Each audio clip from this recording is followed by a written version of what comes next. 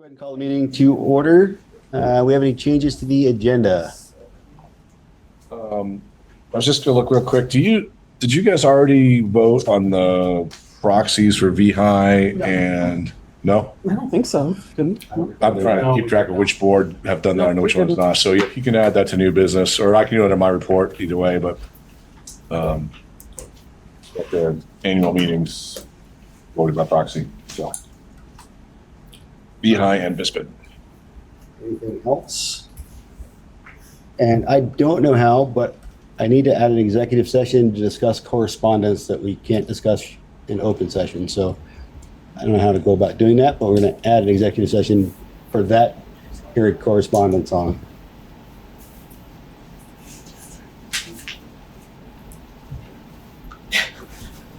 Skinny out. Correspondence 16 or no? Yeah. Yes. It's You were copied on all of it, so I would assume so. Recent? Well, yes. I got a new one that I haven't even opened yet that came through at 6:03, but that one is, so there just needs to be a reason, you know, we state our reasons for if it's, you know, kind of prior knowledge of the would be impactful. So you just, when you make that motion, you'll just need to know which one, and Bob might be able to pull up some of the older motions. all right. I can't pull them out of my head right now. Anything else? You're on, student report. The varsity girls just had their senior night about at 4. They won 1-0. It was a rough game, but they won.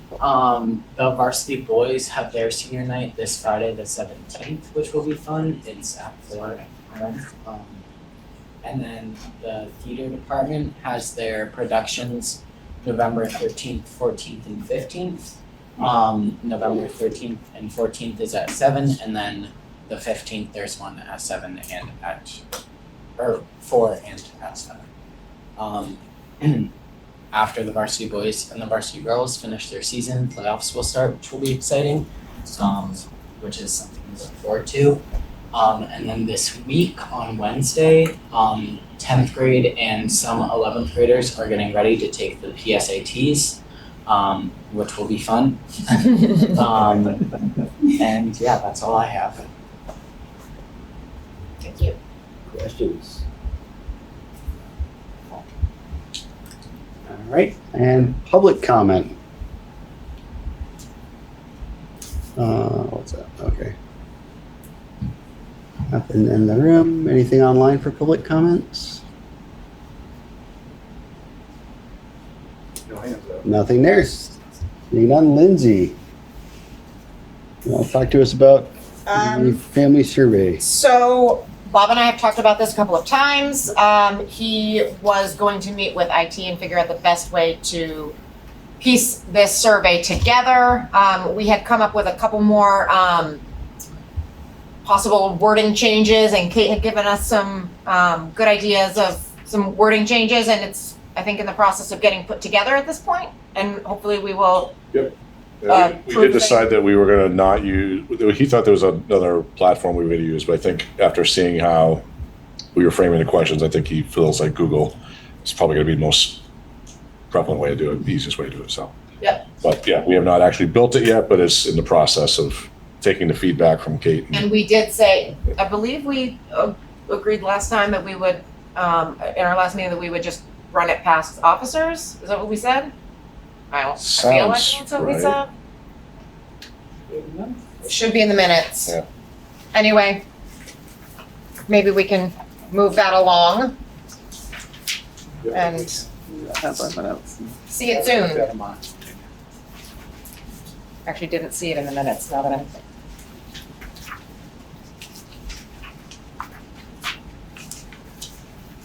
As we all flip. Do I even have the minutes in here? Oh, I don't have minutes in here. To be determined. Yes, Ben. Sorry. Lindsay, Yeah. I think it would be, thank you for all the work and taking the leadership role on this. I think it would be great for us to be able to see it before it gets sent out as a board. I really would caution us not to do a lot of, I think maybe the officers could do some checking on language and changing, but I don't think the whole board needs to make Yeah. edits as long as it's been done, you know, thoroughly with the administration, making sure that we're doing it. But it'd be great for us to see it before it gets sent out. Just my opinion. Others might feel different. Any discussion? All right, moving right along. Jamaica building equipment. So, Yeah, so this has come up, there's been some requests for equipment that's currently in the building. The most recent example was some little chairs for a kindergarten classroom. And, you know, when you guys made the decision on our recommendation a year and a half ago to just operate as a pre-K, I felt that if we sort of opened the building at that point to remove stuff, that might not be the best optics. And so we felt that we would sort of, until we knew that this was going to be a longer term situation, which it appears to be at this point, I didn't want to have people taking things, moving them around from building to building. But at this time, we do have a need for some things that we would have to purchase otherwise, and it seems silly. And so I just wanted to come to the board to say, hey, you guys okay if we take some stuff out? And we want the board to be fully aware of what we're doing it, in case people see this publicly in Jamaica and are concerned about what it might look like. I'm not suggesting we're rolling up dumpsters and just like emptying the building. What I'm saying is materials that could be used in any of the other 3 buildings, we would transport out and bring to those buildings where the need is. And potentially if there was an opportunity for some teachers to go in and look around and see what they could use, we would do that. So anyways, before we did that, we just wanted to have the public conversation about it and make sure you guys were okay with it conceptually, because we know that it can be politically a hot topic, if you will, in Jamaica. So that is my suggestion, and let you guys discuss. Al.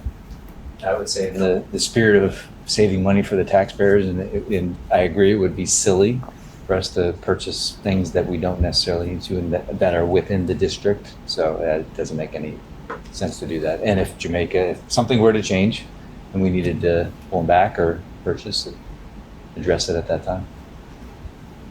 Seems like it's really easy to move stuff. That's all. If we need to move it back, that seems pretty easy, right? No, yeah, go for it. All right, I'm seeing nods all the way around the room. Any other comments online? I don't know that we need a formal motion, but with that, So I just wanted you guys to know and Yep. be okay with it. And if there was a lot of head shaking instead of nodding, then I would not do it. So, thank you. all right. Approve the minutes. Would like to make a motion on the minutes.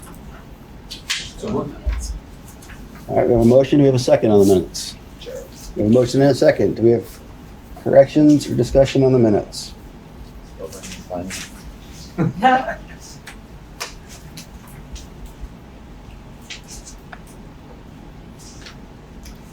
All right.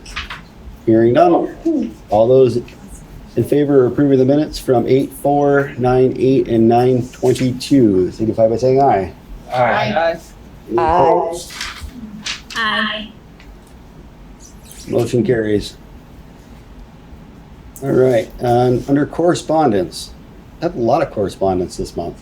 So the first one, Jessica Pollack from the town of Jamaica reached back out. And this is a follow-up to the discussion about that we've been having for several months now about whether we revote closing Jamaica School. She has requested the ability to take a walk through the building with staff to see what condition the building is in order to help, I guess, inform the people in Jamaica that she's working with to decide whether they want to push forward with requesting another vote.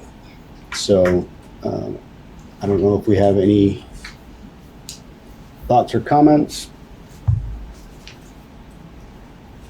I would say having, It seemed logical to be, I mean, there's no harm as long as it's a minimal amount of time. It's We're not interested in, having a staff work 8 hours on a project for them, but we were happy to do a walkthrough and give some documents. Perhaps the AOE created building assessments that were done a couple of years ago, or maybe more than a couple now, I guess, but that information, and just sort of hand them stuff about the building, and they can make their decisions based on that, which could lead to other decisions for us. Yeah, sounds good. Great. Any other comments, discussion? Moving right along tonight.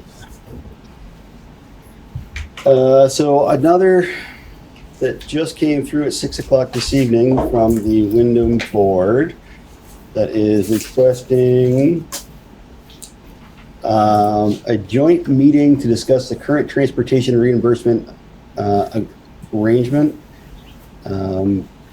So they're looking to set up a special meeting between our districts to address concerns that they're not getting reimbursed what they believe is a fair amount for the transportation costs of students coming to Leland and Gray. So what would the board like to do with that? If you want the whole letter, I literally just got it at 6 o'clock. We'll make sure it comes out to everybody. Did it go just to you or to? I think it went just to me and to Bob. You got it too? Okay.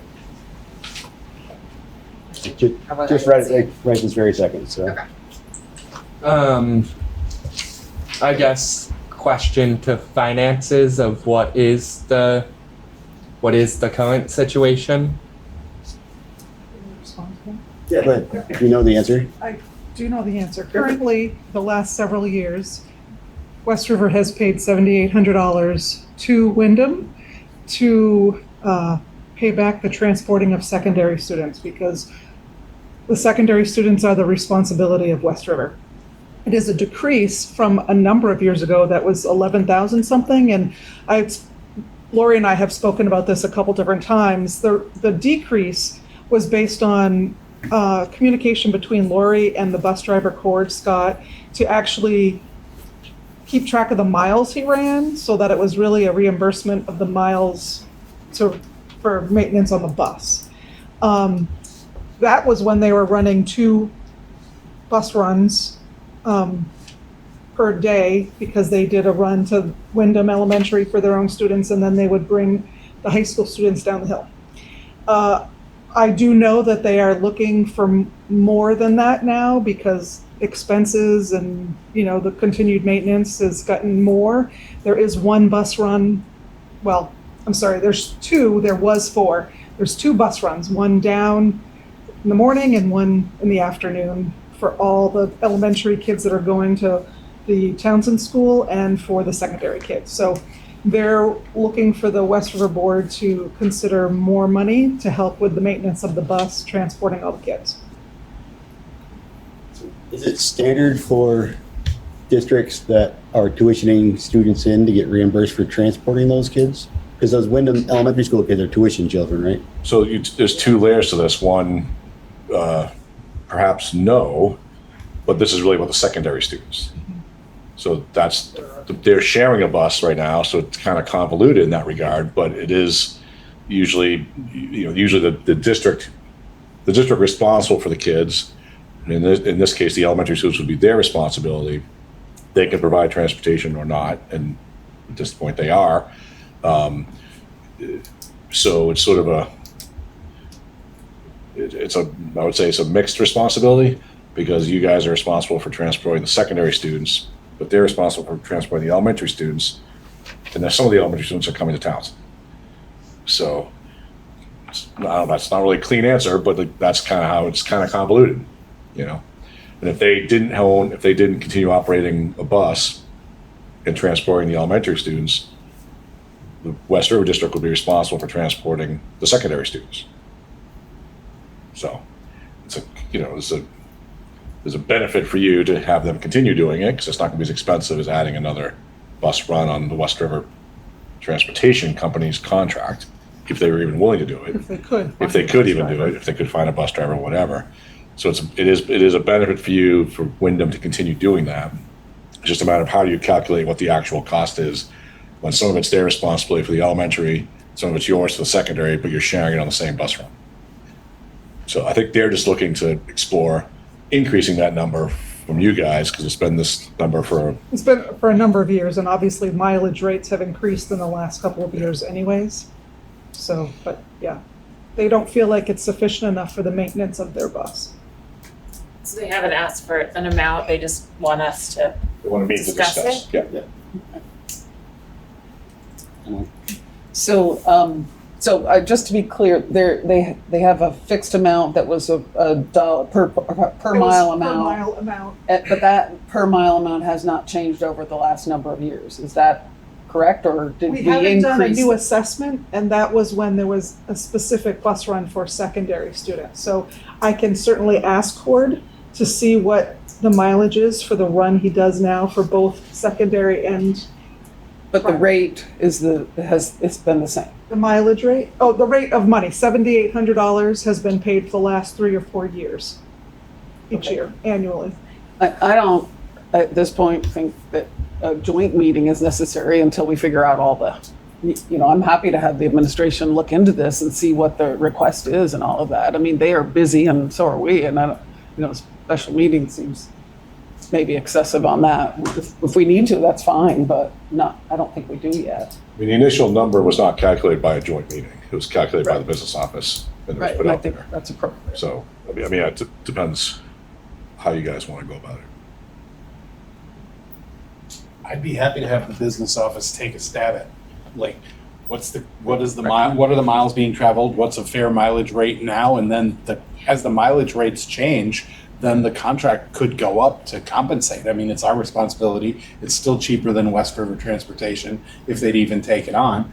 But yeah, I don't know why it needs two boards to get together on this. It's a pretty simple business problem. And I think even after that, if Windham wants to put together a proposal and just, I think they want to maybe try to see what they can get out of a negotiation. I would love to just hear what they want out of a proposal. I was just going to say, I love the idea of us collaborating because I know for many, many years, Dover students used to come to Leland and Gray, and many did. And the kids from East Dover usually were the ones, and they would their bus would come and pick up our South Newfane kids and bring them to South Newfane, and then we would transport them from there and vice versa. So it was a collaborative effort, and I think we should continue to do whatever we can with a collaborative effort, that's all.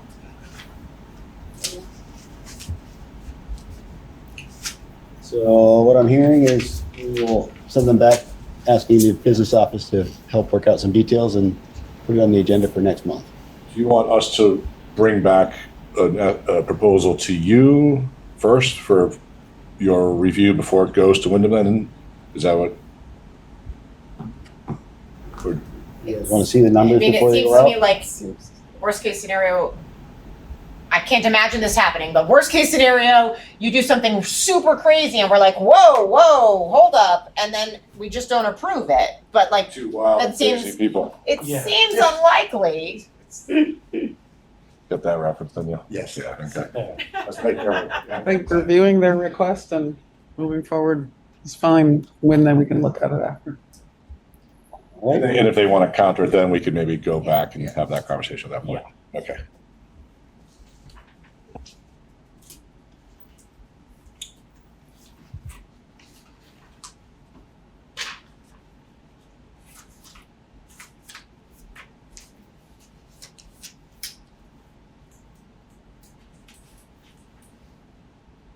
All right, so we'll move on to financials.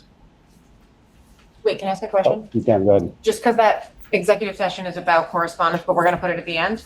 Yeah, we didn't really say that though, so I just want to be clear that even though it's correspondence, we're gonna do that at the end. Yes. Okay, thank you. Just want to make sure. Financials. Okay. Make a motion to approve pay orders 19, 21, 22, 23, 24. The amounts are $141,754.40 for 19, $9,555.67 for 21, $271.41 for 22, $2,661.80 for 23, and $207,521.44 for 24. They've all been reviewed by both Dana and I, so I'll second it. We have a motion and a second. Do we have any further discussion? I honestly forget because I was online the last time, but I like this layout of them. Slightly different than, I don't know. It's slightly different and I like it. Noted. Just, yeah. That's all I have to say on it. Any other comments? All right, all those in favor? Aye. Aye. Any opposed? Hearing none, motion carries unanimously. So we have a food service contract with River Valley that needs a signature. Do you want to give us a little background on that? Doesn't matter. River Valley had a lot of issues last year with their food service and providing food and having consistent staff. And so it was, Jake helped out last year from West River and was paid back by River Valley to get them through those tough times. And so at Jake's suggestion, we looked into West River sort of overseeing both River Valley and West River's food program, so there'd be more consistency and more efficiencies with the food distribution and hopefully finding some savings. So River Valley liked the idea. I worked with Jake to come up with an amount of money that seemed like it would cover with the actuals of 2 staff members and food and supplies, and so, which is attached, and River Valley has agreed to that.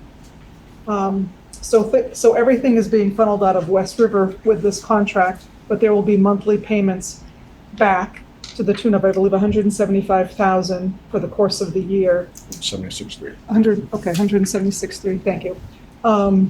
If West River agrees with this. So I guess my only question would be, can we actually staff it effectively? And what happens if we can't staff it effectively and then it becomes a hindrance to our food program? I just don't know talk to me about that, I guess. What does that mean? I mean, I was relying on Jake. We had a number of conversations about that.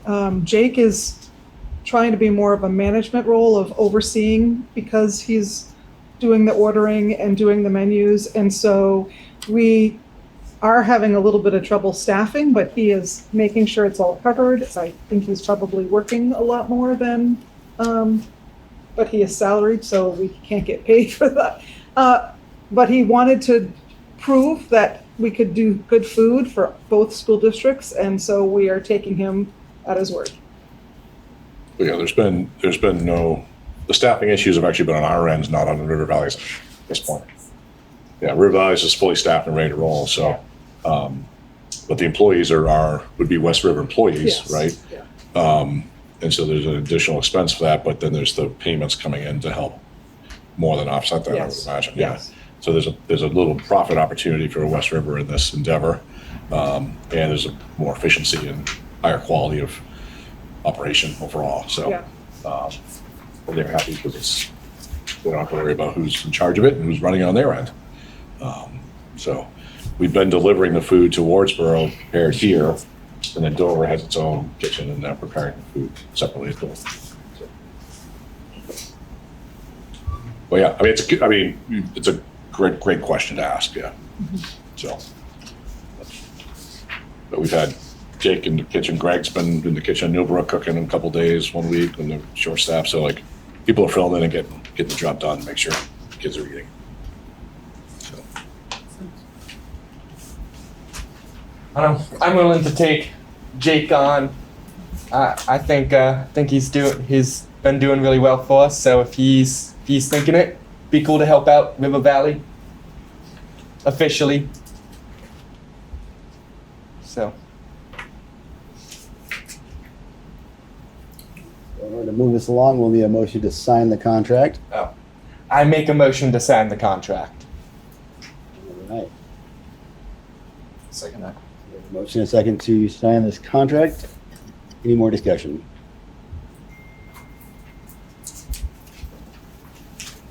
Seeing none, all those in favor? Aye. Aye. Opposed or abstaining? Motion carries.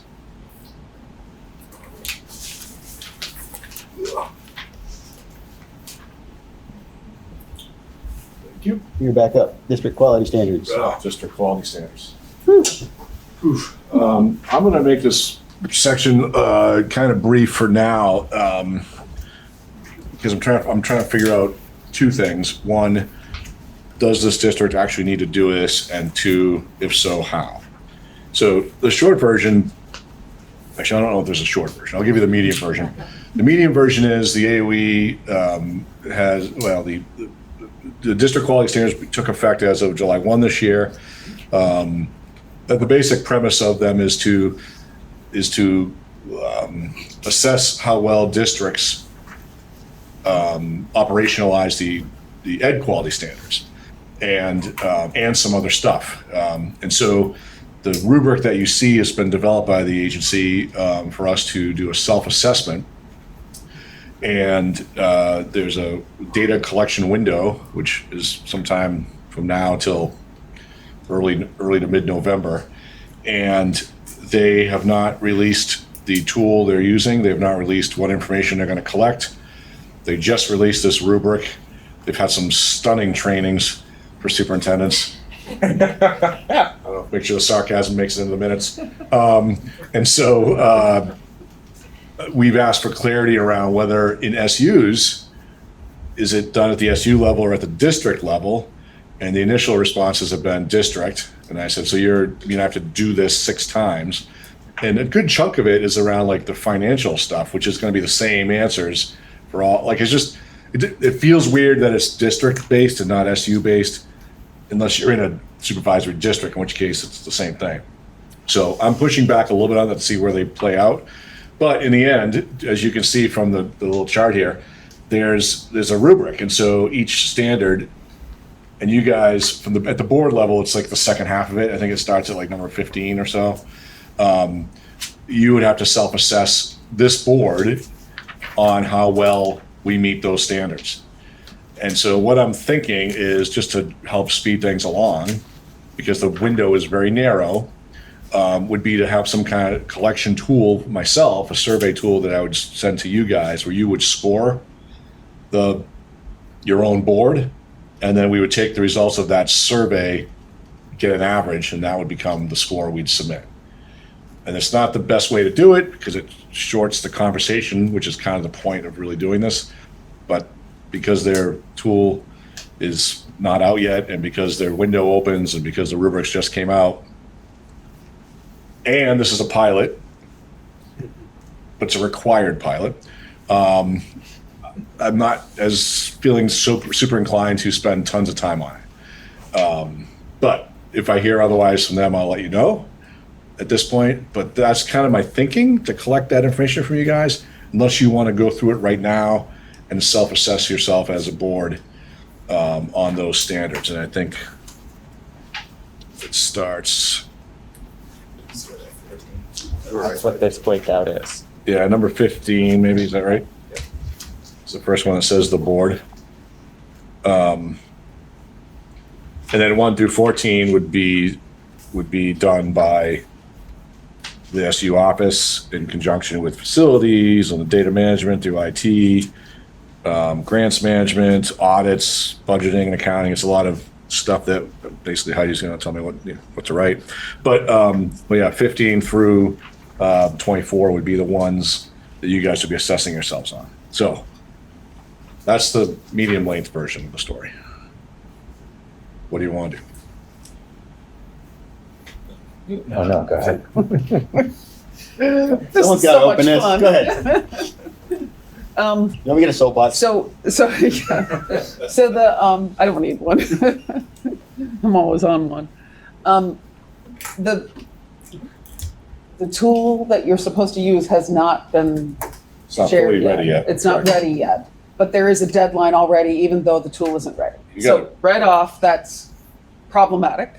And pilot being required, I don't have a problem with that. I like pilots, but I also think that if you're going to get information on a pilot, you need to make sure that you know what you're doing before you do it so that that information coming back on that pilot is useful. Ill-informed pilot doesn't inform the final Exactly. product very well. And it makes a lot of busy work for a lot of people. So I'm very cautious about spending a huge amount of time until some answers come up on this because it feels just so scattered right now. Okay, that's just me. I know Al has something. I'll just sum up what you said, garbage in, garbage out. That's it. He's always much quicker than I am. So I would just like to add that all that, and that also we're all looking at this. And so if we all look at this and feel like, hey, as a side note, this is making me realize that we as a board should probably do better at this thing, we can still have that conversation. Correct. And we don't need to worry about how The timeline. well we transmit that information back. I'm sorry to interrupt. Just there was one thing that came up with Jen asked a question about when we were in the webinar about one of the standards, about one of the rubrics, and they said basically, well, if you put down a 4, which is the advanced grade, we're gonna reach out to you to find out, like, really? And so we were joking afterwards, like, well, we're not putting down any 4s then. It's a really interesting time with this. So sorry, I just want to throw it out there. It's like 2s or 3s is kind of the sweet spot. For a 2. Average is really Wow. good now. Go ahead, Peter. So On that note, what is the deadline? I want to say it's like November 11th or something like that. Okay. It would be. It would be. I think it would be before your next meeting. Okay. And that was the problem, is that this stuff all came out and meetings Right. happen, and it's like, I can't fit 2 meetings in. So at least I had to tell you something about it. Yeah. But With the deadline being before our next meeting, yeah, I'm fine with just doing what I assume will end up being a Google form that has these written out and we score an average. Sounds great. Yeah.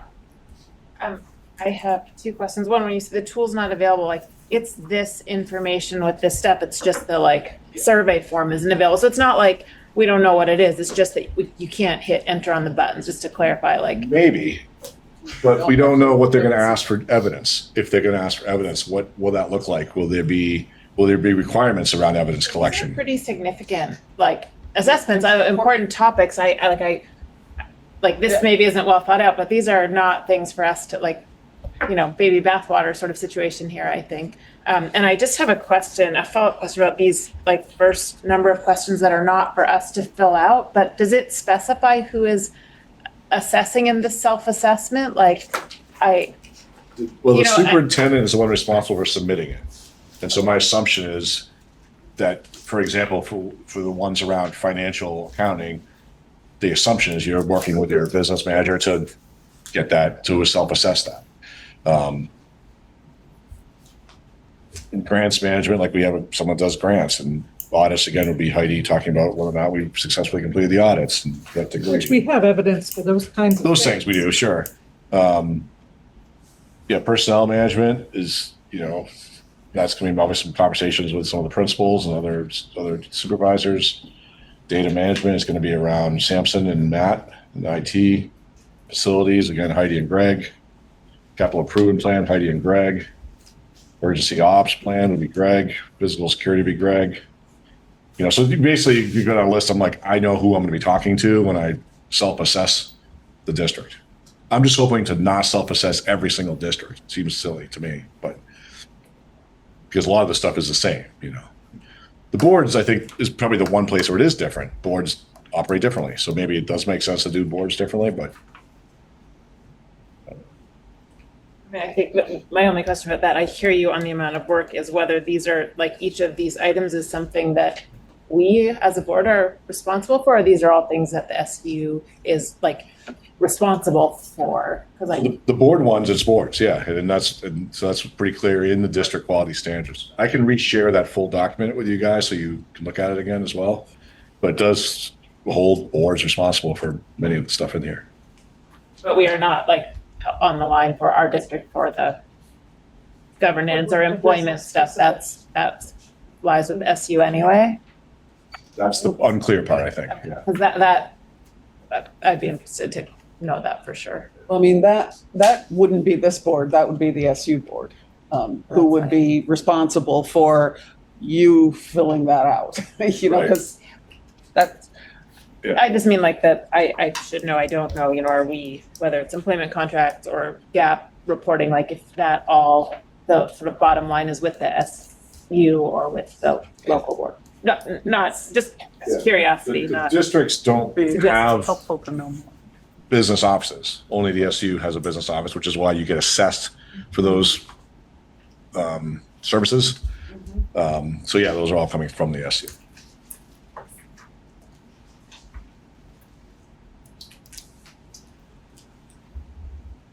Go ahead. I'll just say, I think there's value in the rubric. I just think it's not run, you know, full, it's not unrolled in the way it should be, and. Yeah, I think the standards and the data collection are two different things. So I guess is what I was, yeah, I agree. I think we ought to delve more thoroughly into some of the standards as the year progresses. Maybe we set up a timeline, Great. you and I could talk about a couple of them each month and just sort of talk about them. And reference the actual district quality standards. But as far as the data collection, like we don't have time to do that prior to that. Maybe can we put on the agenda for next month to just have like not a let's talk about each and every standard that's on here, but like just a time on the agenda to talk about standards that board members think need to be talked about. See, I mean, if you guys approve the collection of scores from you and then have an average, I can report out what those scores were to you guys. And then you could decide which ones you feel like are worthy of prioritizing in what order. I mean, that could be a way you schedule what you got. Yeah. Right? Do we know if they're making it public, all the results? They're across not the going to be state? identifiable by districts or SUs or whatever. That's what they've said Okay. this time. I mean, who knows what the future will hold? Because it's a pilot, is what they're saying. So.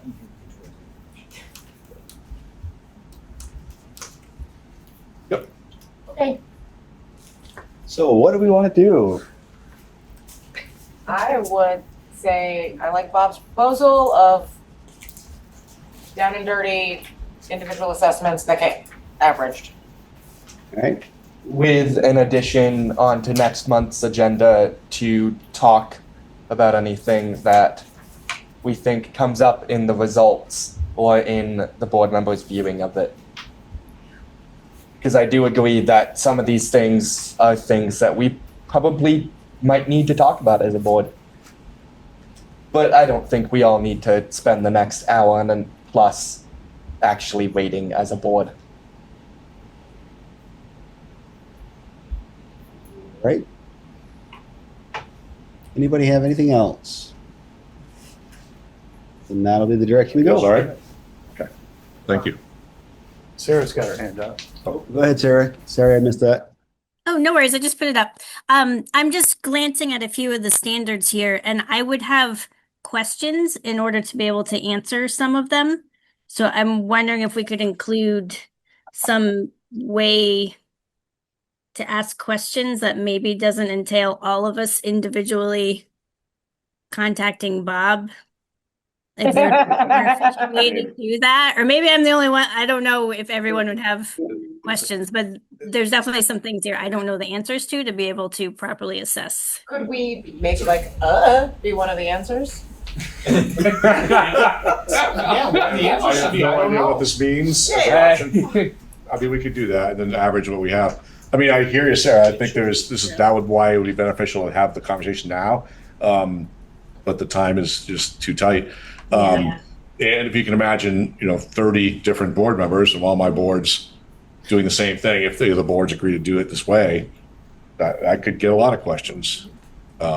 So yes, I think maybe an option that's like, I don't understand this, cannot score it, would be a fine option. Yeah. Okay, that works. Can you share questions and answers with the board, or is that an open meeting law problem? Like, I have a feeling if we have the same questions, is that an open meeting law? I think if you're like a shared document with Q&A in it, Can't do that. yeah, that's tough. Let's do that. That would be. Well, I mean, the data collection may not be the most well-rounded data collection possible, but considering the time frame we have, that doesn't preclude us from having the conversations as a board if and when we find things that we feel we need to discuss further. And if we find certain ones that are like scoring heavily on the, I don't know what this means, it's a great opportunity to talk about what it means and come back with those. Yeah. So, What happens if we're late? it's a great question. It's a great question. So I'm just asking because if we have the I don't know, then maybe those are the ones we come back to the next board meeting and just accept the fact that we're going to finalize it after the next board meeting, but we can at least get started. Yeah, I mean, the thing is with these forms, when they close the window, the form's not available anymore. So like it's not like you can submit something late. Like it's not like I'm mailing it late to them. It's like a form online that they shut off the form at the end of the window. Like there's no way to report the data. So like, I don't know. It's a great question though. But the form that you're going to submit the data through is not actually live yet. I don't even know if it's fully developed yet. And even though it's split between superintendent and board, you would be the only one, we guess, submitting the answers. Yeah. Yeah, there was one of my email back and forths, Debbie from the VSBA asked the question whether or not board chairs could be authorized to fill in the forms themselves. And I did not see a response from AOE on that one yet, but there's a lot of chatter. I got people looped into an email thing that I'm, If you get Asking updated good information, will you share that out I with the could board? absolutely share information out if I get it. Go ahead, Al. So we're going to leave this board meeting not knowing whether or not the deadline is true, or they'll move the line in the sand or not. So And when we come back, it'll be beyond the deadline. it'll be beyond the deadline. And November 10th. And I agree with you, we can't necessarily change, we can't have a Google Drive that's there, just exchanging information back and forth, get that. But I mean, yeah, it's a tight turnaround, but our meeting is on the 10th. should we have an open one-way to you for questions by which you could filter out those questions and perhaps help? She just said, if you check the dates, it looks like we will have, if the 11th is accurate, then they might have it. Accurate. We have a meeting on the 10th, so just hypothetically, if there are a couple of questions that we say, I don't know what this means, or I don't know what our board's protocol is on this thing, I wonder if it's a small number and they don't have extensive documentation, which I don't know that the board ones do. Or you'd be gathering it anyway, but maybe there's a way you can kind of weigh the questions that are coming in. If there are a couple of things to discuss at the next meeting, we can, as a group, make our assessment together, perhaps. And if it's more than that, then it seems kind of pointless, but. And if the whole thing blows up the AOE and they end up moving the deadline, then that could be good too. So. Yeah, it does. Which is likely. There's not never unheard going of. to change the It does, deadline. right. I mean, boards meet once a month typically, and we're in budget season starting, we're not the only board who's having a hard time with this, I promise that. Trying to figure out how to get it I done. think we've given this some time, so we have a strategy, and it's not due until the day after our board meeting. Thank you for the date check. So that just means that Bob knows what he's doing the day after our board meeting. So I'll book that day out for filling out forms. you got 15 of them to fill out that day. Fun stuff. All right, Act 73 Redistricting Task Force. We have some people keeping some eyes on that. Joe's keeping his eyes I on that. have been, yes. The biggest news there is there's a public hearing here Thursday. So six to 8. Main Jim. Maine, oh my goodness, not even hot, bad night in Dutton, huh? No, we're prepping for lots of people coming from all, because it's the only Windham County one.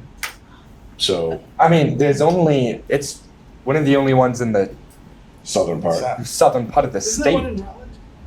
There just was one in Which isn't Southern Yeah. Vermont. Yeah. Just It's saying. not super. Rutland's in the south, sure. Doesn't feel very close. South-ish. I'm gonna, What is- if I can Yeah, go give ahead. a little shout out to Wendy Harris, Senator Harrison, who fought very hard to make sure that there was one held in Southern Vermont at least, and she advocated for her own county and got it. She sits on the task force. And third, she advocated for it to be, as challenging as it is for some folks, to be in a rural setting as opposed to one of the larger towns like Bennington or Brattleboro. So I wanted to just shout out to her because that is very helpful. And I had no input into it, but told them who to get a hold of if they were going to do Leland and Gray, and they did and set it up.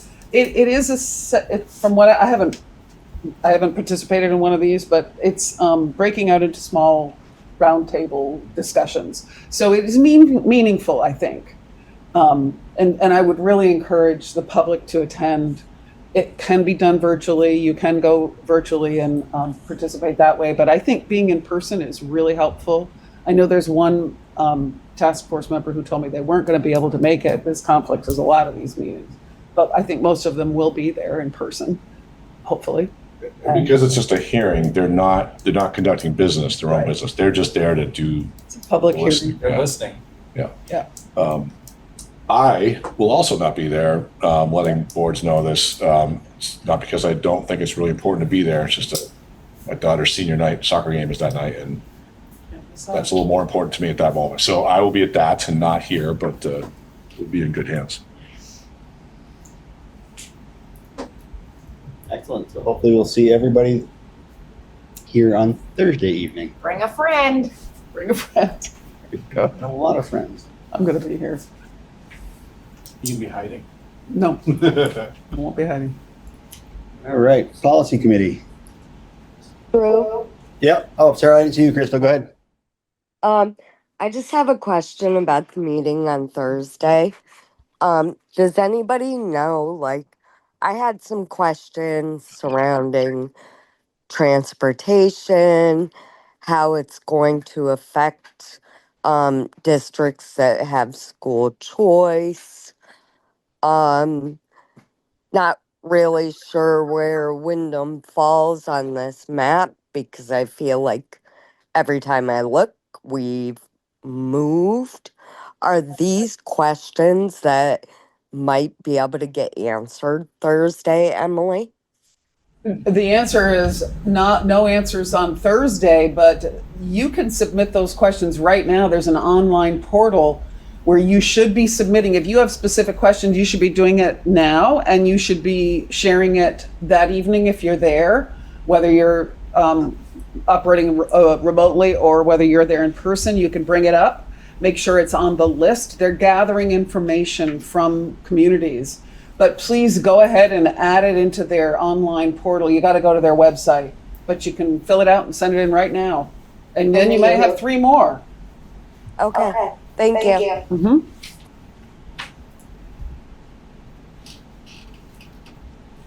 All right, policy committee. So you have a first reading of behavioral threat assessment teams policy, which is the new required policy based on new legislation.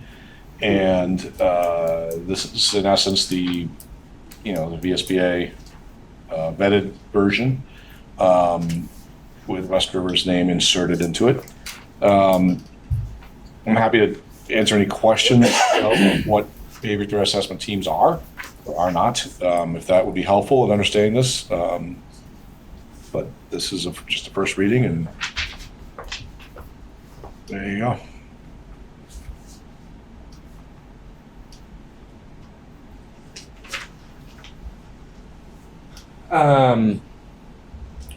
I presume you've taken a look and this all makes sense to you and how it's laid out and the implementation of it all makes sense to you? Yeah, it's basically establishing that buildings will have threat assessment teams that will work when there's challenging things that come up.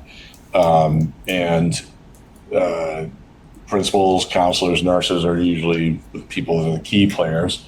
And they've been trained in this protocol. I guess this is year 2, really, or more than that even. This is our third year. Third year, yeah, of doing this. So, yeah, I mean, I think it's a reasonable policy given we're already doing this anyways. Right. There's Right. codifying it in statute. Yeah. Yep.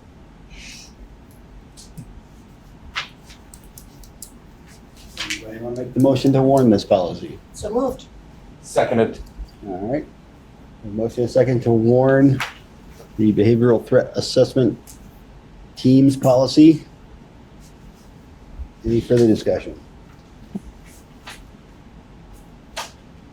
Hearing none. All those in favor? Aye. Aye.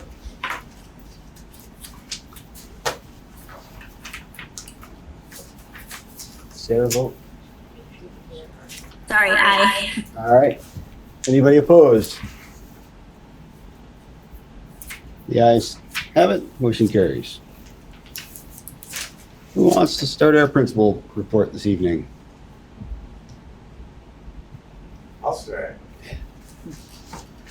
Thank you, guys. I'm not sure that you got my report because of the change in the date. So I brought hard copies and I already sent my report to our administrative assistant. So we'll get it to the people. The language essentials for teachers of reading and spelling, it's called the LETTERS course. It's really important for elementary education for ELA. And Melissa Wood, our academic support teacher, kind of put together a cohort of teachers that wanted to do this together. 5 teachers are doing the course online from Newbrook Elementary School. I'm very proud of that. And that was all initiated by the teachers, and it's going to benefit the children. Amy Duffy has been working to align her curriculum. She's our garden coordinator, and she's aligning her curriculum with our EL education curriculum. And she's kind of taking apart what we had, the framework we had, and trying to make it match the grade level focuses for the 4 modules every year. And it's great work. So she been doing a lot of cooking with our 5th graders. They're reading Esperanza Spalding, and for every chapter, there's a different food title for the chapter. And so she last week was in making authentic guacamole. She's really creative and incredibly hardworking like that. Taji Gallipo, this is going to be her last week of work. She's going on a leave of absence. She's having a little baby. I'm very excited for her. She's our 2nd grade teacher, and we lucked out and hired Caitlin Coleman, who overlapped with her for a week this past week and has gotten to know all the kids. She went to our data meeting. We held that early so both teachers could be there. That transition is going to go great. Our first PBS focus was safety. And we ended up donating 24 real dollars that we've got a match with our excellent PTO. So the kids get money in the piggy bank every time they do nice things for people or kind things, responsible things. And when we fill it all up, we end up with $24 as a school, and we had an extra recess. And when we did that, then the PTO donates 24 real dollars to the Newbrook Firehouse, which was a great donation for this time.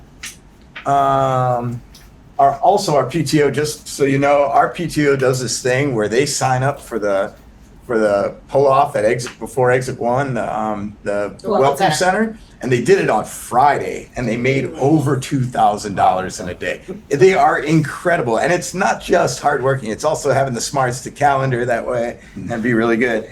They are doing our spirit shop. So if you guys like the bird that you'll see, if you like those hats and whatnot, I put the link in here. You guys can get hats or tote bags or t-shirts. Pat Mace, we did have some trouble. Our chef had been out for a while and everyone was covering, but Pat really covered most of it, Pat and Jake. And they did an amazing job, made sure the service never faltered and the kids got what they needed. I really appreciate Pat. He's literally like, what can I do next? You know? Oh, my timer just went off. Just really quickly, I had 3 minutes. We just did a flu clinic The circus is coming up October 20 through 24. The circus is on the night of the 24th. If you'd like to come, I'd love to have you, 6 p.m. And finally, our costume parade at 8:30 a.m. on October 31st. That is a half day because of conferences that night. So it's going to be the kids coming in, doing the parade, learn a little bit, and then go home, and then we'll have the conferences. Thank you, guys. If you have any questions at all, please send me an email. 3 minutes and 15 seconds. That's your time. Oh, you said the time. Yeah. Time to beat. I'm not timing you. That's up to you, bud. We're started. All Go. Likewise, I see that my report is not in your packet, but I also just emailed it to all of you tonight when I saw that. So under academic proficiency, this is the time of year where our benchmark assessments have been completed, and we're conducting those data meetings to help us, set goals for students and to plan groups and targeted instruction for students. We're excited that this year we're getting to use that new NextPath data collection system. Under personalized learning, our Art in the Schools residency with the River Gallery School from Brattleboro has started. They will be visiting us once a month, October through December, and then again March through May. And they'll visit every classroom K to 6. So students will get to work with a professional artist on a different project each month. Those months in between January and February, they are instead conducting, as part of our winter activities, they're going to be conducting a special arts group at Newbrook. So students from Townsend and Newbrook in grades K through 2 will be able to choose that as one of their winter activity options. We're also in the planning stages to offer a puppetry residency with the Sandglass Theater. So we have lots of exciting things for kids this year, as well as a music and songwriting residency in the spring, in addition to our circus, which is the first week of December. So lots of circuses to attend. We welcome a new special education paraprofessional to Townsend. She started on Friday. Her name is Jill Smith, and she's going to be assigned to support students with IEPs and other needs across the grades. Friday, at our all-school meeting, we welcomed the Townsend Fire Chief, Glenn Beatty, and Captain Warren Beatty came to our all-school meeting and talked about fire safety with kids. Kids got to see what a firefighter in full gear looks like in the event that they should ever encounter one in their home or school during an emergency. Our students have also earned their first PBIS celebration. We have a great new mural in the upstairs of our school that was designed by Suzanne Paugh, our art teacher, so that students get to watch each time a class fills their jar of tokens. They get to have a classroom celebration, and they come to all school meeting, and they get to move the bear one step on this mural closer to the school. And when it gets to the school, we have an all school celebration. And so that happened last week. Extra recess was also the choice we had. And our school club has been very active with fundraisers, and we have the holiday wreath fundraiser coming up. And orders are due October 24th. And we also have our trunk or treat that same day, sponsored by the school club here on the Townsend Common from 6 to 7 p.m. So bring your children, and they're still looking for people who would like to sponsor trunks. So if you want to bring your car and decorate and hand out candy, we'd love to have you. That was pretty tight. You guys are tight. Can I ask a follow-up question? Are you doing your trunk again? I think so. Because if you didn't see or hear about Randy's trunk or treat set up last year, I'm not going to give anything away, but come see it. It's a thing of beauty. Now the pressure again. I was thinking, well, maybe I could scale it down this year, and now you've just thrown down the gauntlet. You can't start off your first year and have it like out of the park and then just suddenly just like Go down. continue to raise the bar. All right. Well, It was challenge magic. accepted. Challenge accepted. No, we're all gonna have to go. All right, what do you got in your trunk, Dana?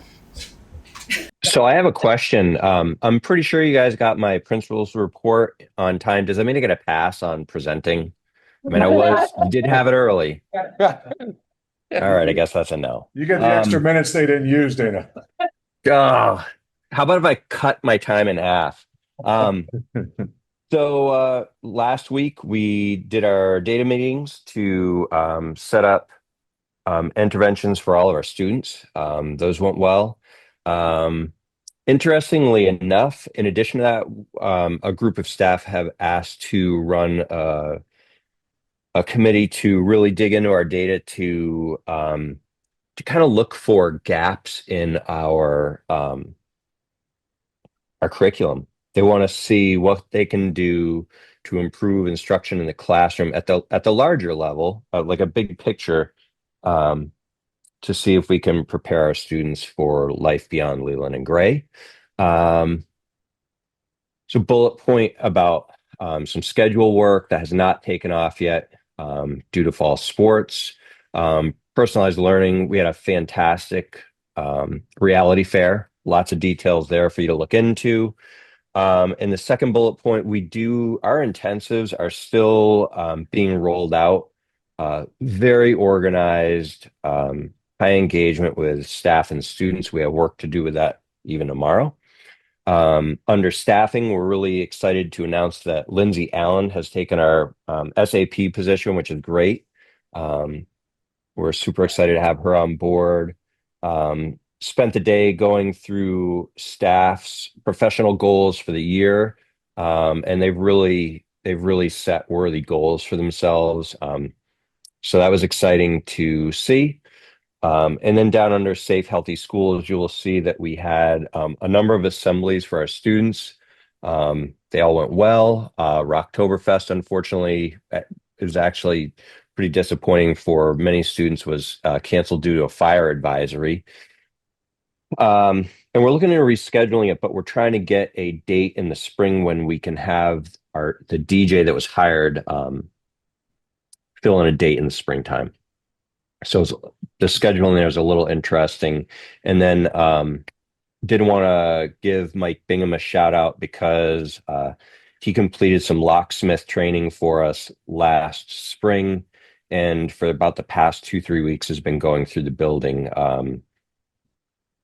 repinning locks and eliminating the need for extra keys in the building. We're using the badge system that IT has implemented.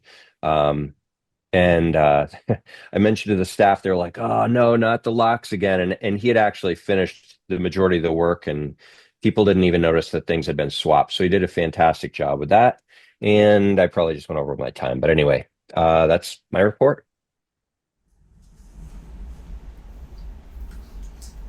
What was the time? 3 minutes. Under 3 minutes. You did beat us both. Nice work, Dana. All right, questions? You can go. Sorry. Okay. Well, I'm not sure if it's about the involvement. I was just looking at the numbers and I had heard a comment from a senior saying that they had the biggest class. And I was like, it's like, that's pretty rare, but sure enough it is. And then I'm looking at the middle school numbers and I'm wondering, I guess 8th graders, I guess this is more of a district question than necessarily a question for Dana, I guess, but I'm curious on what our incoming classes look like and if they are looking more along the lines. Sorry, it's totally ADHD moment for me, but I saw it and now I'm curious. My 5th grade class is one of the biggest in my school. We have 17. I can tell you our numbers have gone up since the start of this school year too.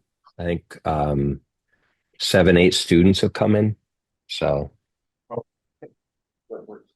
14. 14. And then usually we see do it. Okay.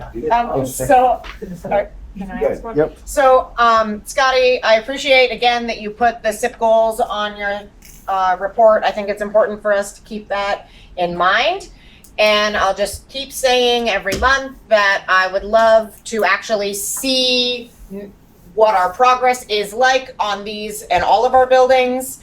It's lovely to say what they are. It's even better if at some point we can say, where we were, where we are, and where we hope to be, right? It's lovely to say what our goal is, but it doesn't have a whole lot of legs to stand on at the moment. So anyway, throwing that out there, that I would love to see that. Randy's possible. did have it.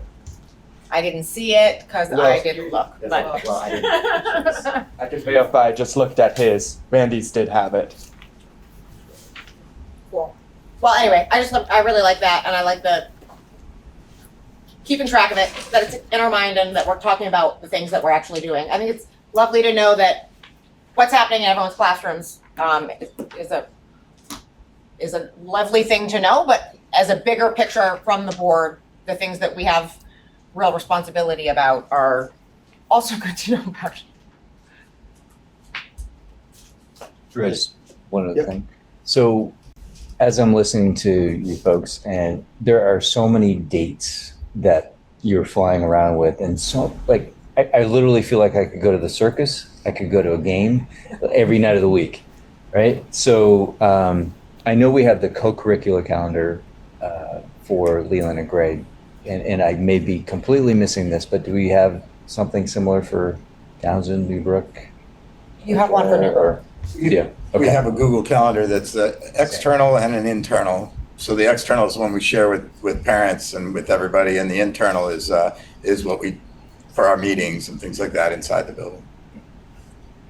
And and I also think that Nicole had just mentioned to me in passing her desire to try to put something together that has everything in the entire SU, so that you could look and see everything that's happening. Yeah. There's something she's working on. Oh, sorry. So, yeah. Cheers. I had a quick question about scheduling. I know we had spent a bunch of time talking about class schedule and how many blocks and stuff at Leland and Gray last year. It looks like we're maybe opening up that conversation again. Were you part of that last year?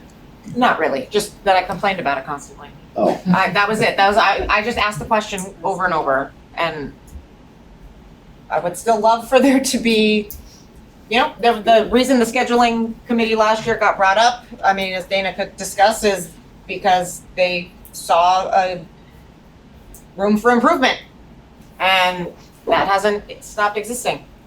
So I continue to look forward to that.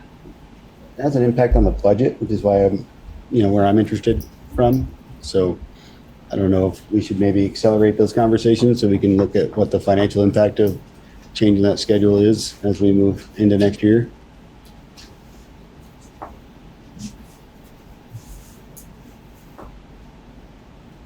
Dana, do you want to chime in about where you're at, or are you not actually there?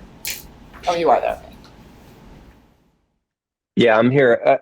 It's going to sound a little odd, but as you know, Leland and Gray has a lot going on, and we have a small staff. So a couple of my key players with this group are involved with coaching in the fall season, and so it is what it is. We're waiting for them to get the season clear, and then we'll be getting into it. Not an excuse, but it's a reality.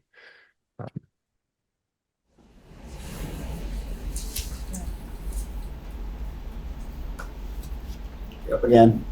Superintendent's report. All right. So speaking of dates that Al wants to know what he's doing on, 22nd is the SU retreat at the Dover School. Oktoberfest, we've called it. Come on, you love that. That's pretty good. That's great. Pretty good. Jake and Don Hastings, who's the Marlboro Food Service Director, are combining so the whole SU is kind of involved since Jake oversees River Valleys and West River. Windham or Marlboro will also be involved, and they're providing a meal that will be Oktoberfest themed. So think schnitzel and Bavarian pretzels. So it's going to be good. That'll be at Dover School in the gym, I believe, and it will start at 5 p.m., which we know is early. But there's a couple reasons for that. One is from 5 to 6, our Leland and Gray alum, Pietro Lynn will be here to do a legal update on board stuff, what's new in legislation, some open meeting law changes, and he'll be talking about boards as quasi-judicial hearing groups. And that'll be the training that he'll provide for an hour. At 6, we'll open up the schnitzel, and we'll eat for as long as it takes to eat. And then I think probably by 6:30 or so, the regular meeting will commence with normal business to conduct and so on and so forth. But again, if you should have gotten an email repeatedly from Nicole to RSVP, she's sending them out weekly, so there'll be another one probably tomorrow. Do not RSVP more than once. We've had a few of those. I'm not calling you out, Crystal. I'm just saying, just do it one time.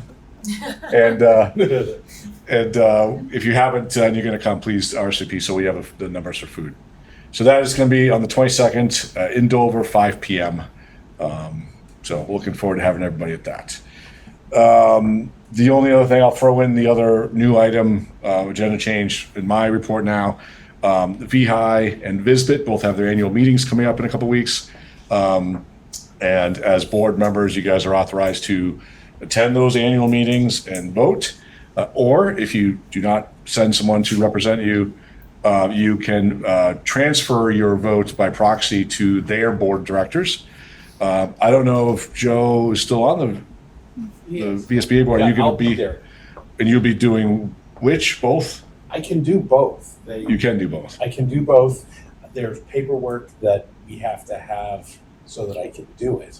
So we can authorize, so the form that I have can authorize you to be the person to vote rather than turning that proxy to the So you're gonna go to the 8 board of a.m. directors. meeting? Sure, why It's always at 8 a.m. Yeah, one's, Before they're like 15 minutes long. They're not Yeah, very they're long. 15 minutes. I've been to them for many, many years. I used to be on the So does- VIII board. So that may require a vote to appoint you as the board's proxy to do that? Yes. Anybody else want to show up at the meeting at 8 a.m.? In South Burlington. South Burlington. Burlington. I mean, if you're going to the Still- VSBA conference, you're And it gonna lasts be about there. 15 minutes. Unless you're sleeping in which case you won't be at the 8 a.m. meeting. So can I get a motion? Oh, I moved that Joe is our voting person. Is there a second to that? Second. Any further discussion? Thanks. Thanks, Joe. All right, all those in favor? Aye. Aye. Aye. All those opposed? I really want to see. Motion carries. Thank you, Joe. That's all I got. Unless anybody has questions. I have a question, but I don't want this meeting to wrap up and end, and I don't know when the best time to bring this up without me just commenting and checking in with you about what's going on right now in the Department of Education in Washington. I just think it's really important. Oh, in because- Washington, that's even better. Well, the Agency of Education is what we have here. So I'm talking about the Department of the U.S. Department of Ed. And essentially their whole staff, including all their special ed. The recent one was the special ed staff has been I- load hit. I'm just really, I just want to note it and say, stay tuned, I guess. I mean, what else can we say? Except that this is very concerning because this will impact our children and it will impact Vermonters and it will impact our budgets and, grants. I don't, I'm looking at Heidi and thinking I wouldn't want to be in her seat right now because there's so much up in the air, but that's true of all of us because we're responsible for whatever you're doing and or can't do. And so I just wanted to just make mention of it and say how disappointed I am that our federal government doesn't think it's important to follow federal law. And this is pretty scary. So anyway, didn't want to end this meeting Is there a without question in that? No, I said I really didn't. Okay. No, I didn't there's have a question. I just didn't want the meeting to end without commenting. I'm not sure everybody's aware of what's going on right now, and it's pretty scary. I can say, Emily, at least for the current year, that the AOE has assured us that the funding for the grants, they have forward funded it. So for this year, they've assured us that we have the funds and can get reimbursement. But And they told us that's that last okay. winter, Okay. and I agree with that. But right now, without staff to oversee, there's no oversight whatsoever of IDEA. And that passed in what, 1970 or 72 or something? Yeah. Which is the grant that I keep getting assured isn't gonna go away, but right, if there's nobody But if that's there's no one, to administer, you know. I often think of our own Senator Jim Jeffords, who fought for years to get that fully funded, which is fully funded was 40%. We've never reached that. And now we've decimated the law itself. And so by not having staff to oversee it. So there's a lot of potential loss here. And I know our SU and Vermont will do what they can for kids, but it's this big change. And it's a goal, seems like a goal, to do away with the Department of Ed. Thank you. Great lead up to a budget committee report. That's nothing compared to this. Anybody want to? Who's that? I was not able to attend the meeting. We noticed. I was working, unfortunately. So we looked at how we ended last year. Heidi presented us with many pages of detailed financials to look over in our free time, and some explanations in preparation for our discussion for next year. So that was good. Anybody that is looking for a lot of information, certainly there's a lot of information contained there. The next step that we've asked for is a projection going forward of the expense budget with some of the knowns that we have, which would be the increases in staff salary as well as the insurance. That's kind of where we're going next, being that there was a fair amount of unknowns in some of the revenue side of what we're talking about. Capture that relatively well. Yeah. And our next meeting is, We did not set a next we didn't meeting. set a date. About it. Thank you. So I started putting together sort of a draft budget, but there's so many unknowns. So this is what I decided to present to you for today for some discussion. So we're handing out just some enrollment information. I'm handing out again the fund balance report from the end of 25, because I think it's important to remind ourselves on what your fund balances are moving forward. And then I put together a comparison of salaries and benefits that we have in our system going back, I believe, to 2018. There, a lot of papers.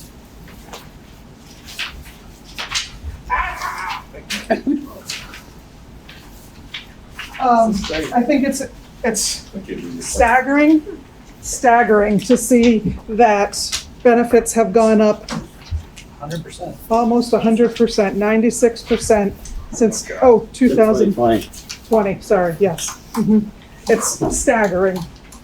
I mean, it's definitely, what is not part of this is a number of staff that you've had and what that's changed from year to year. But I think overall, just understanding that piece of your budget and understanding how much it's gone up is important to know. I also wanted you to just have the enrollment history and the historical data that's been put together, that Sampson's put together in our system, and then the current enrollment as Peter was asking for it. What I then did was to take the salary. So as I mentioned to the budget committee last week, when I budgeted for your salaries for the current budget year, I had to pick a number because it was in negotiation. So I had put into the budget a 5% increase. The negotiated contracts came back with 5.5%. So we know we're going to be below what was in the budget for this current year, and then it's a 5.5% increase for next year. So I took those increases, I picked a number for support staff increases just because, again, now they're going into negotiations for support staff, so I needed to pick a number. And then I put in what the VIII has recommended we use for increased benefits for health insurance for 13.7%. I'm so very hopeful that it won't be that high, but that's what I've added in. So I took your current budget, I added in the increases for salaries and benefits, and then just brought up my form that kind of like put in numbers, try to figure out some offsetting revenues. The offsetting revenues that I'm looking at are less than our current year because one, I'm worried about the ELL grant. I feel like that's potentially could be on a chopping block. I haven't put in any Medicaid money because the entire Medicaid system is being revamped and we don't know where Medicaid stands. So all that being said, using the same long-term weighted ADM, using the same yield right now, if you want to get below the threshold for your taxpayers without any other increases, and we're not talking about the SU assessments yet, you're looking at needing to cut $460,000. So none of it is good news because, as Emily pointed out, grants, there's probably a number of grants going away for the future. And the best I can say is maybe a $360,000 decrease in the title grants for next year. I'd say that would be the best case scenario. So I'm going to be looking for board's direction as to how you want me to start this. Bob and I are going to start meeting with principals. I'm hoping to start scheduling that for the last week of October after I get past all the audits that are happening next week. But I'm really looking for some direction from the board as to how you want me to begin this process.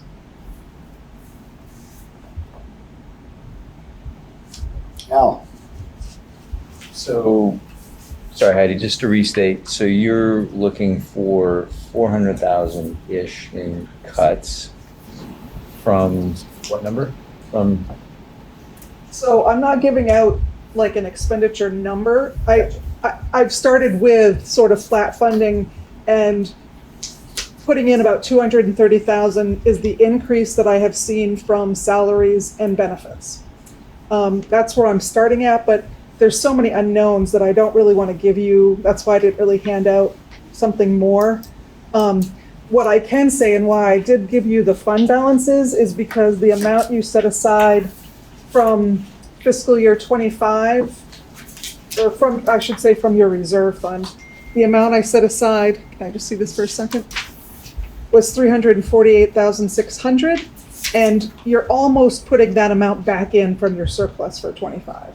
So the good news is what you are using of your reserve fund is almost completely replaced. Of course, this is unaudited, but there shouldn't be any major changes to that. So you're going to end up similarly 1.3 something million in your reserve fund. So you can certainly use that.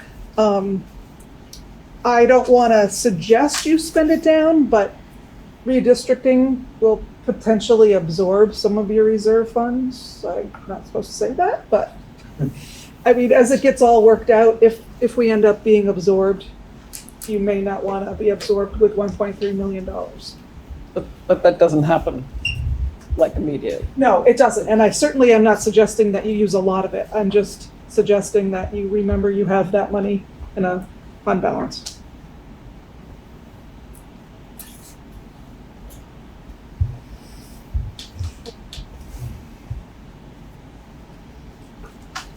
Thanks for saving the bad news for the end.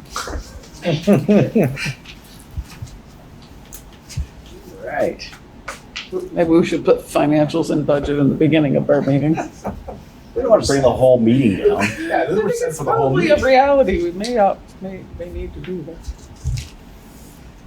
So thoughts for the next meeting, I'm going to be really starting to work on the SU budget with Bob and Jen and different special ed staff, directors, and trying to crunch numbers. Certainly we'll present a little bit at the next meeting, but we won't really be talking about numbers until I can pull a lot of things together and keep hoping for more grant information.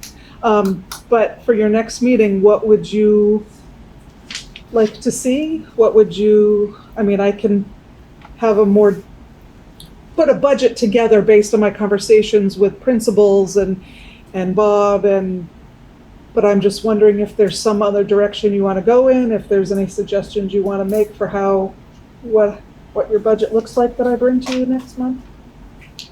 I would assume that we need to have each of the building budgets and in great detail to understand what are areas that we might be able to trim or consolidate. And I've tried to be careful as to how I asked the question, because last year I asked for, what is essential, and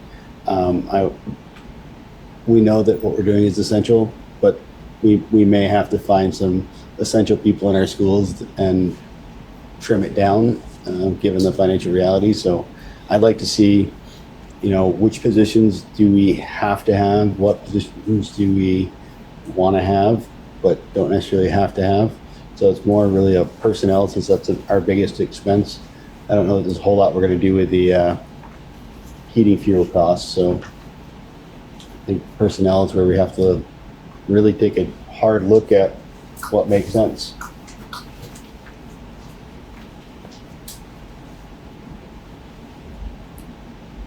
Yeah.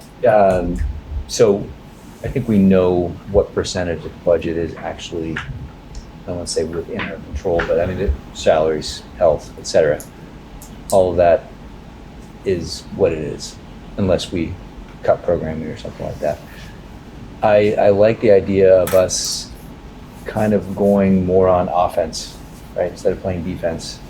I like some of the ideas I've heard, like about Jake doing other things in other districts, providing greater revenue. Are there other things like that we can do that can be revenue generators for the district?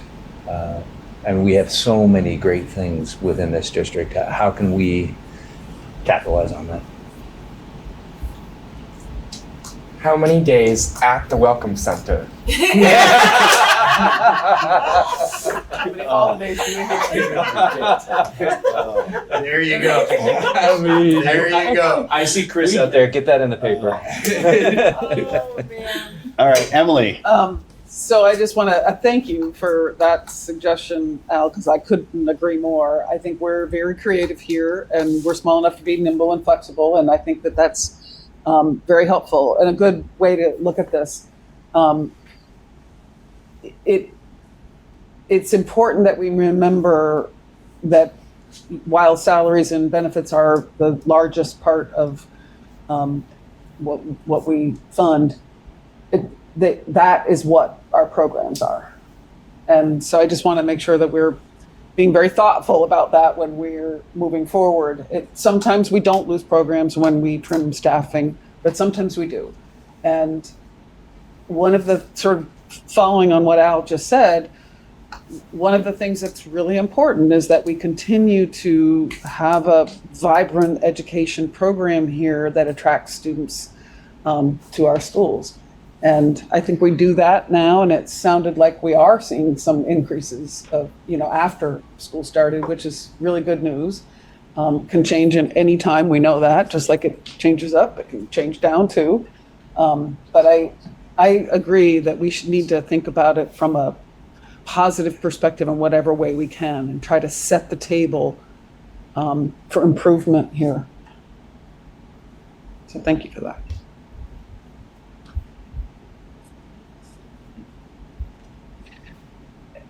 I'll just say one more thing. When I was talking about what the Department of Ed and what's happening down there in DC, the goal has been stated many times to do away with the Department of Ed and send that work back to the states. There's going to have to be a lot of work done at the state level as well, on what our future is. So I would also hope that if there's thoughts that the administration has on what we can do to improve our efficiency and operations at the state level, please let us all know that, because we as a board can have an impact on that. I think the number one right now is don't send out a questionnaire without any explanation. With a 1 month turnaround and no. There's a place to start. Yeah.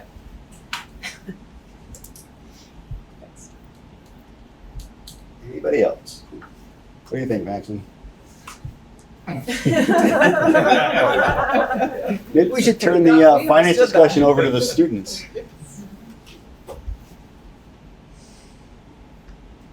Some days I feel like a student. Most days. Don't we all are? All right, let's see any more discussion on this. That's a great idea. All right. So I would like to enter that executive session to talk about this correspondence. Does anybody have the language that we would need to use? There's no language for correspondence. It's a student issue. The correspondence is around a student issue. So there is language around student Yeah. issue. That's what we need. Yes. Actually, I might have it. Yeah, like that. He comes to the SBA prepared.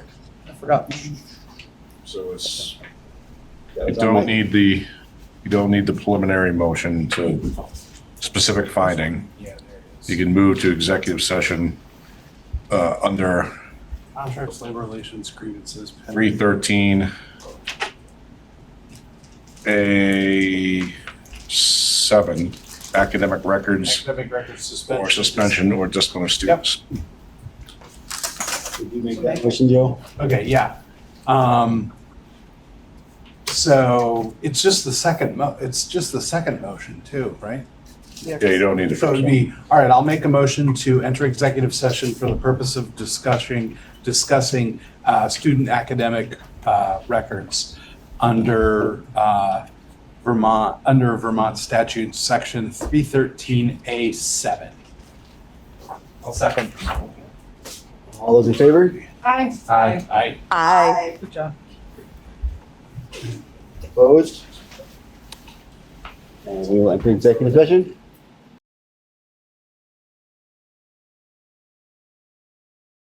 We are taking no action coming out of executive session. And we will entertain I move to adjourn. to adjourn. All those in favor? Aye. I Aye. All right, we are adjourned. Thank you all. We will see you Thursday night. Do not forget,